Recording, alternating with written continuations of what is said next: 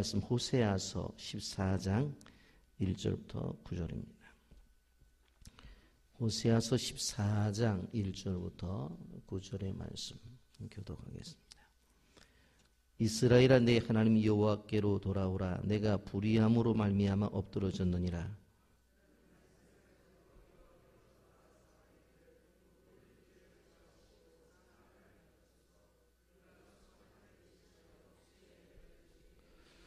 우리가 아수르의 구원을 의지하지 아니하며 말을 타지 아니하며 다시는 우리의 손으로 만든 것을 향하여 너희는 우리의 신이라 하지 아니하오리니 이는 고아가 주로 말미암아 긍휼을 얻음이라 할지니라.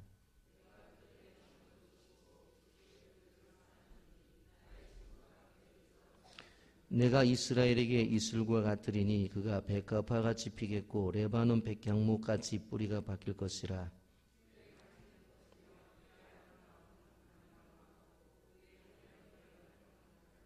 그 그늘 아래에 거주하는 자가 돌아올지라. 그들은 곡식같이 풍성할 것이며 포도나무같이 꽃이 필 것이며 그 향기는 레바논의 포도주같이 되리라.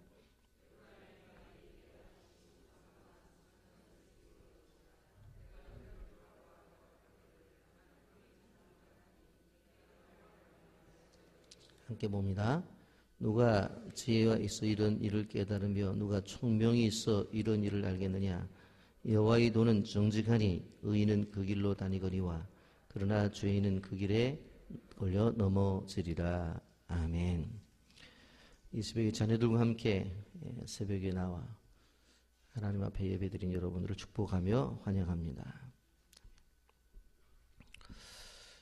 우리가 이번 특세의 소선지서의 전반부를 묵상하게 되는데 그러면서 호세아서의 말씀을 가지고 시작했습니다. 호세아서가 가지고 있었던 말씀, 그 시작을 보게 되어질 때에 이스라엘 백성들이 가지고 있는 죄가 도대체 뭐냐 하는 부분에 대해서 이야기를 했는데 종교 지도자들의 죄, 그리고 더 나아가서 정치 지도자들, 그리고 백성들의 죄까지 한마디로 말하면 총체적 죄의 집단이 이스라엘 백성들이었다라고 하는 것들을 생각해 보았습니다. 이러한 죄 짓는 이스라엘 백성들을 책망하시고 때로는 또 호소하시고 선지자들을 통해서 눈물을 보이십니다만은 여전히 계속해서 죄를 짓다가 결국 북방 이스라엘은 주전 722년에 아수르의 침공으로 멸망을 당하고 맙니다. 그러나 한 가지 우리가 꼭 기억해야 될 것은 무엇인가 하면 나라는 망했어도 하나님의 백성들은 망하지 않았다는 겁니다. 이것을 우리가 이 호세아서를 보면서 알아야 되고 느껴야 되고 분명히 깨달아야 되는 거예요. 그 나라가 망했다고 해서 그 민족이 망하느냐? 절대로 그렇지 않은 거예요. 이스라엘 민족의 역사를 바라보십시오. 추후 70년에 티토 장군에 의해서 나라가 망하자. 결국은 그래서 세계가 다 흩어진단 말이에요. 그러나 그 나라가 망했냐고요. 2000년이 지난 다음에 민족이 다시 일어나서 바로 나라를 세워나간다는 말이에요. 바로 이것을 우리가 알아야 되는 거예요.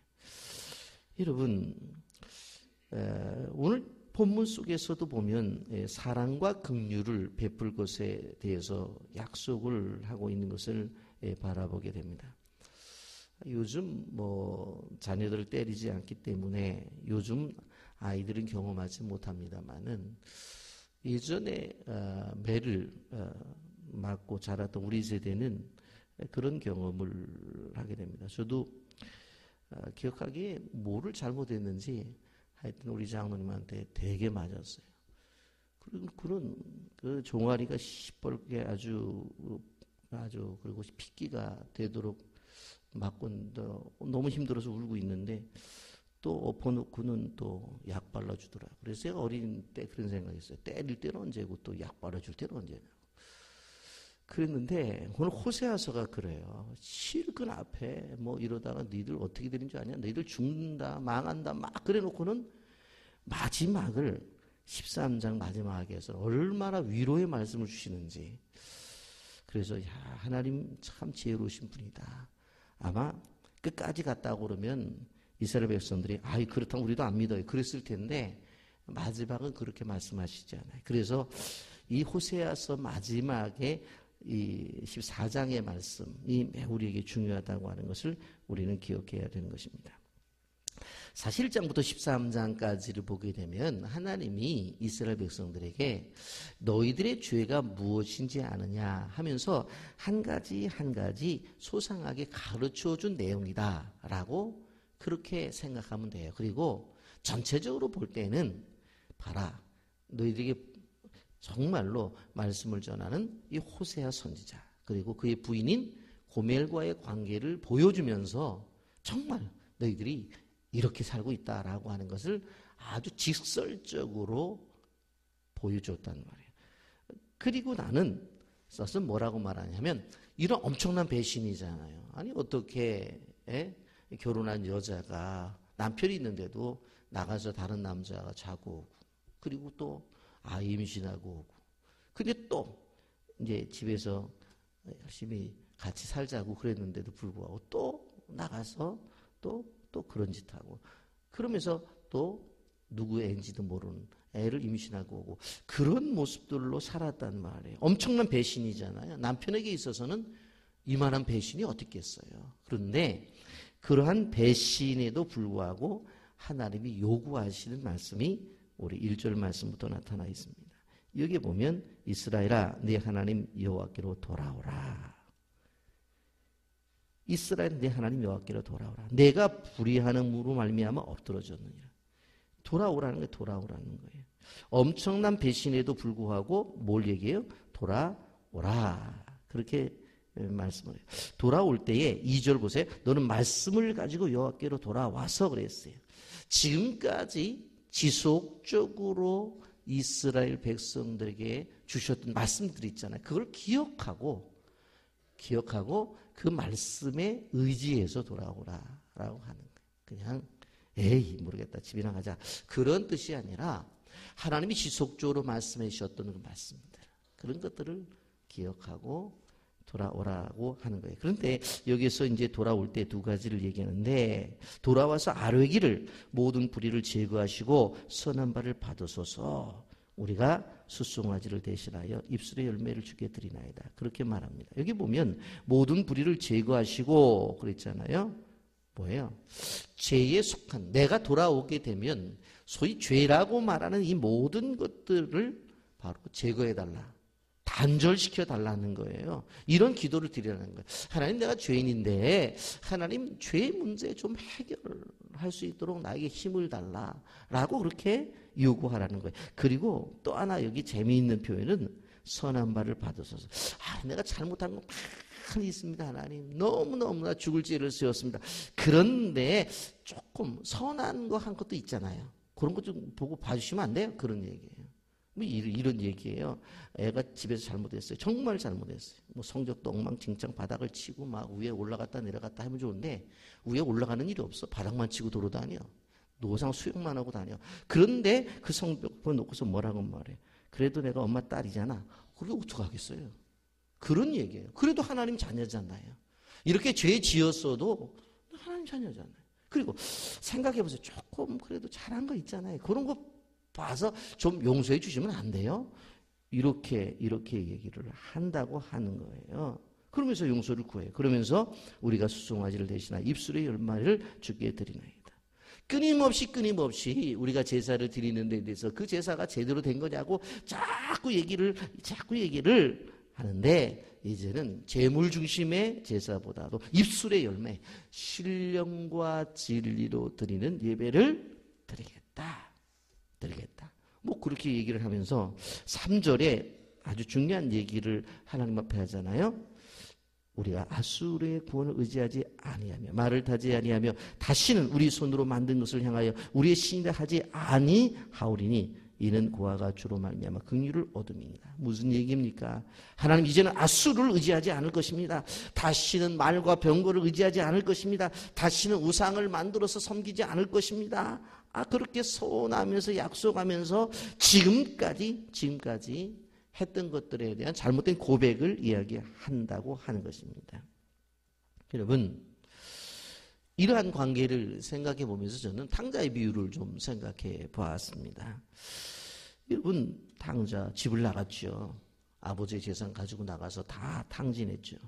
예? 어떻게 생각해 보면 가문을 먹칠한 거예요.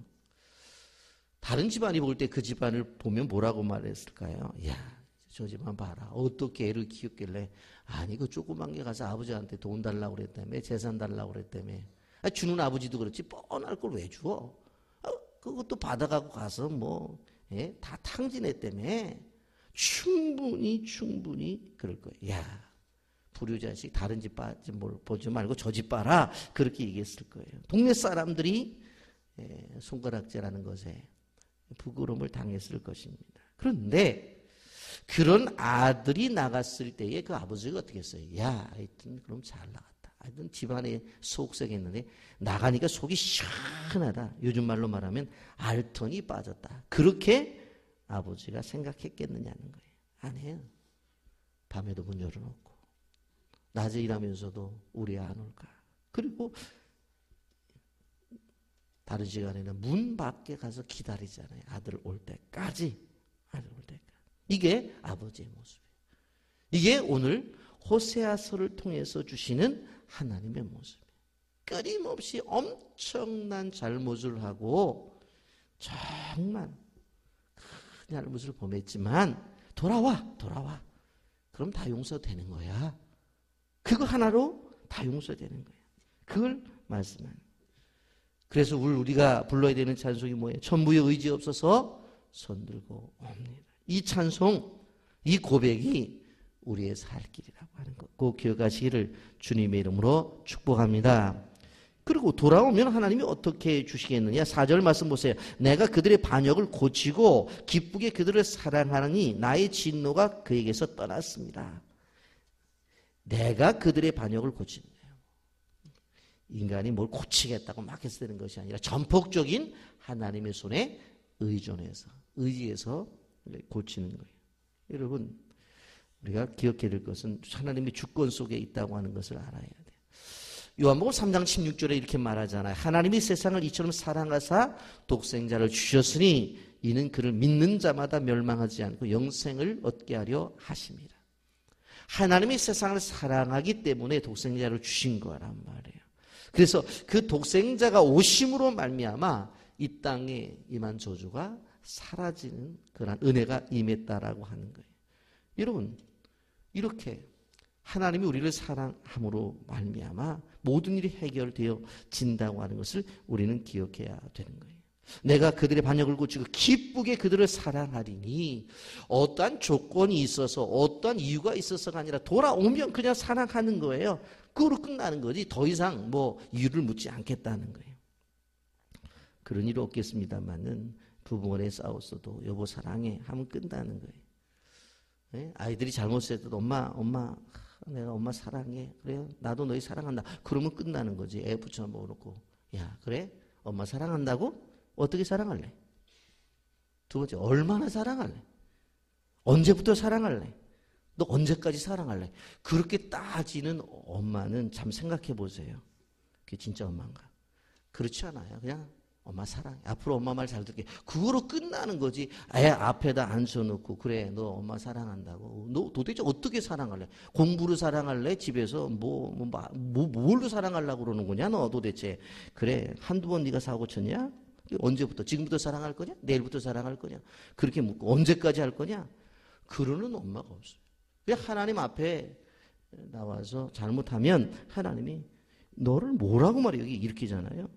기쁘게 그들을 사랑한다. 돌아오기만 하면 기쁘게 사랑한다.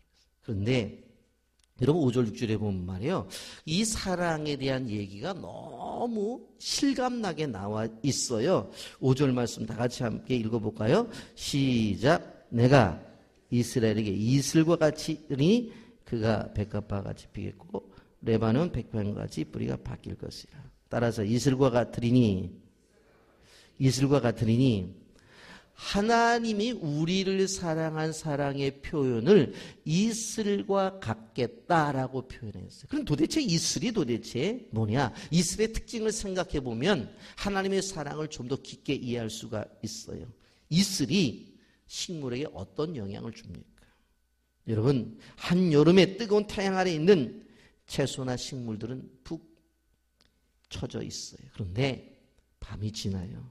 아침이 되면 처져 있는 식물들이 싱싱하게 살아나요. 고개를 들어요. 왜 그래요? 이슬을 맞았기 때문에 그래요. 비가 오진 않았어요. 그런데 그렇게 처져 있었던 식물들이 고개를 드는 이유가 무엇입니까? 바로 밤새 이슬을 맞아서 그래요.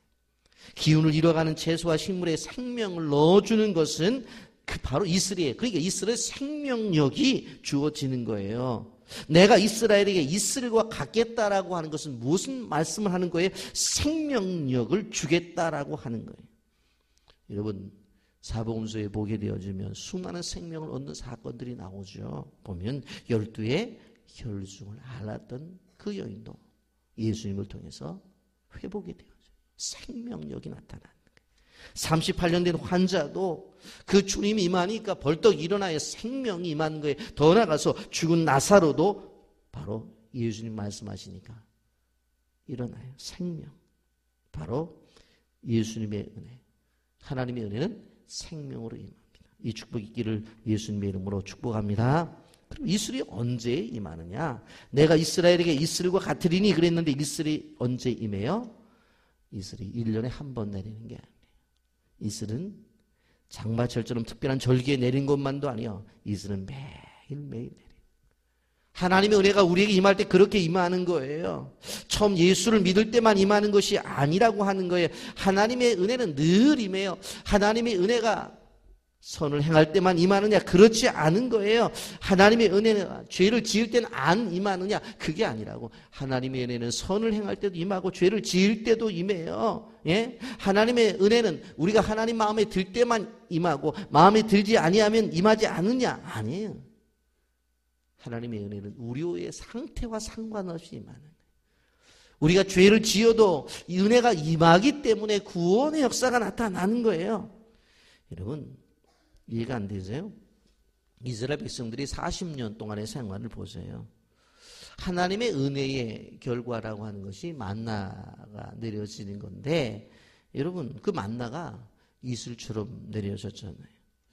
여러분, 만나가 늘 내려서 이스라엘 백성들이 금송아지 만들 때도 만나 내렸다니까요. 이놈 새끼들 봐라. 아니, 어떻게 그럴 수가 있어? 오늘은 굶어, 밥 없어. 그런 하나님이 아니에요. 하나님은 순종할 때도 만나를 주셨고 누구 말대로 사고 칠 때도 만나를 주셨어요. 가나안에 들어가서 새로운 곡식이 주어질 때, 농사를 지어서 곡식이 주어질 때까지 만나는 계속해서 이랬어요. 그리고 만나가 끊임없이 맺지. 야, 나 피곤하니까 한 일주일분 내가 줄 테니까 이번에는 그냥 일주일 갖다 놓고서 먹어라. 그렇게 하지 않았단 말이에요. 야, 내가 힘드니까 이번에는 한 달 거 팍 내려줄 테니까 하고 나서 그 다음에 한 달 거 집에 갖다 놓고 먹어라. 그러지 않았어요. 약속하신 대로 매일매일 안식일 전날만 이틀분 끊임없이 매일매일 주셨어요. 이슬이 그런 거예요. 이슬이. 한꺼번에 팍 하고 그 다음부터 안 임하는 게 아니에요. 또한 이슬이 어떻게 내립니까? 소리 없이. 언제 내릴지 몰라요. 그냥 아침에 나가보면 풀잎에 맺혀져 있는 거예요. 이게 이슬이에요. 하나님의 은혜도 그런 거예요. 우리는 하나님의 은혜를 굉장한 소리를 내면서 그 임하는 하나님의 은혜만 생각해요. 그렇지 않아요. 하나님의 은혜가 임할 때 보면 소리 없이 어떤 때 보면은 하나님이 나에게 이렇게 인도하셨구나. 나를 이렇게 축복하셨구나. 그렇게 조용히 느끼도록 하나님이 임하는 것들을 바라볼 수가 있습니다. 여러분, 내가 이스라엘에게 이슬과 같으니, 따라서 하십시오. 내가 이스라엘에게 이슬과 같으리니 이러한 축복이 여러분의 가정에 있기를 주님의 이름으로 축복합니다. 자, 그러면 이슬과 같은 은혜를 받으면 나타나는 것들이 도대체 뭐냐? 여기에 보면 5절 하반절에 그가 백합화 같이 피겠고 내 많은 백향목 같이 뿌리가 바뀔 것이라고 그랬어요. 백합화 같이 피겠다. 여러분, 신구약 성경에서 백합화라고 하는 것은 성결을 상징하죠. 여러분, 하나님의 은혜가 임하면 이슬과 같은 은혜가 임하게 되면 우리의 영혼이 깨끗하게 되어집니다. 여러분, 우리의 영혼이 인격의 수양을 통해서 깨끗해진다고 생각하세요? 그러면 산속에 들어가서 아무것도 보지 않고 수양해야 되겠죠. 여러분, 학문 탐구로 인해서 우리의 영혼이 깨끗해진다고 생각하겠어요? 그러면 공부한 사람들이 영혼이 깨끗해야 되겠죠. 그런데 공부를 꽤 많이 하신 지도자들 하는 행동들 보시고 하는 행태들 보세요. 그거 깨끗하지 않더라고요. 여러분, 도대체 우리가 선을 행함으로 깨끗해져요? 아니에요. 보면 지도자들 가운데서도 선을 행한다는 사람들도 왜 그렇게 잘못이 드러나는지. 여러분, 우리가 기억해야 될 것은 이 세대는 한마디로 말하면 추악한 세대예요. 더러운 죄악 속에 살아가는 사람들이 이 세상 속에서 영혼을 더럽히지 않고 하나님이 주시는 의의 세마포를 입고 살아가는 방법은 다른 것이 아니에요. 바로 하나님의 은혜를 입는 거예요. 아멘입니까? 이슬과 같은 은혜, 이거 받으면 우리 영혼이 깨끗해지는 거예요. 백합화같이 아름다운 모습을 보이는 거예요. 또 한 가지, 레바논 백향목같이 뿌리가 박힐 것이다. 그렇게 말씀하고 있습니다. 여러분, 백향목이라는 나무는 작은 나무가 아닙니다. 아주 큰 나무입니다. 그래서 중동 지역에서 건축 자재를 쓰게 되어질 때 많이 쓴단 말이에요. 그리고 또 향기로운 냄새도 있어서 벌레도 안 먹어요. 아주 좋은 재료예요. 그래서 솔로몬이 성전을 지을 때에 레바논의 백향목을 갖다가 지었다는 말입니다. 그런데 이렇게 큰 나무는 어떻게 되어져요? 뿌리가 깊게 들어가 있다라고 하는 겁니다. 왜 그래요? 지탱하기 위해서. 여러분, 레바논의 백향목같이 만드시겠다라고 하는 것은 무슨 말씀입니까? 든든한 말씀 위에 우리를 세우시겠다고 하는 거예요. 지금까지의 이스라엘 백성들은 어떻게 했어요? 이리 건드리면 이리 넘어지고 저리 건드리면 저리로 넘어져요. 그런데 이제는 뭐예요? 그렇게 하지 않고 말씀 위에 굳건히 세워주시겠다. 휩쓸리게 하지 않겠다. 이러한 축복 약속했습니다. 이러한 축복이 우리에게 있기를 주님의 이름으로 축복합니다. 6절에 그 가지는 어떻게 된다고 했어요? 퍼진다고 말씀했어요. 그의 가지는 퍼지며 그랬어요. 영육간의 번성함을 뜻하는 것을 바라볼 수가 있습니다. 이제는 다 빼앗게. 그런데 하나님께서 회복을 통해서 어떻게 해줘요? 가지가 펼쳐지는 은혜를 주겠다는 거예요. 전에는 흉년이었으나 이제는 풍년이에요. 전에는 땅에 기름이 없었으나 이제는 기름진 땅으로 회복이 되어지는 거예요. 이러한 축복이기를 주님의 이름으로 축복합니다. 또 하나, 그 아름다움은 감람나무와 같을 것이다 라고 그렇게 이야기를 하고 있는 것을 보게 되어집니다. 감람나무. 여러분, 육신이 아름다워지려면 화장을 하고 좋은 옷을 입고 미장원 다녀오고 엑서사이즈로 치장을 하고 뉴패션 감각을 가지고 해야지 아름답죠. 그러나 하나님 앞에 아름다움은 뭐예요? 그 인격 속에서, 신앙 속에서 우러나오는 거예요. 그런데 그 감람나무처럼 아름다움을 우리에게 주시겠다. 이것이 여러분의 축복이 되기를 예수님의 이름으로 축복합니다. 그 향기가 백향목 같다라고 말씀했습니다. 우리는 그리스도의 향기를 드러내는 그리스도의 향기라고 말을 했죠. 세상의 벌레들이 끊이지 않고 우리를 침투하지만 백향목이 벌레 넘지 않는 나무처럼 그렇게 해주시겠다라고 하는 것입니다. 자, 이러한 축복 쭉 설명을 했는데, 그러면 도대체 이러한 축복을 누가 받느냐 하는 거예요. 우리가 원한다고 받느냐? 아닙니다. 내가 그들의 반역을 고치고 기쁘게 그들을 사랑하리니 그랬어요. 내가 주님이 주시는 것입니다. 여러분, 우리가 기억해야 돼요. 이러한 축복을 받기 위해서는 주님 앞으로 나오라고 말씀했어요. 여러분, 하나님의 은혜를 받기 위해서는 주님 앞에 나와야 돼요. 이렇게 새벽에 나온 것처럼 나와야 돼요. 그러면 자연스럽게 하나님의 축복을 주신다고 말씀했어요. 지난 호세아서를 공부하면서 죄에 대해서만 책망적 이야기를 들어서 우리가 마음이 무척 무거웠을 것입니다. 그런데 하나님은 죄에 대한 책망으로만 끝나시는 분이 아니시라 어떻게 하면 축복을 주시겠다고, 돌아오기만 하면 축복을 주시겠다고 약속을 했습니다. 여러분, 사랑하는 빛의 교회 모든 성도님들이 이 호세아서의 마지막 14장의 축복이 저와 여러분, 우리 교회 또한 열방 중에 나타나기를 예수님의 이름으로 축복합니다. 아멘. 거룩하신 하나님 아버지, 은혜와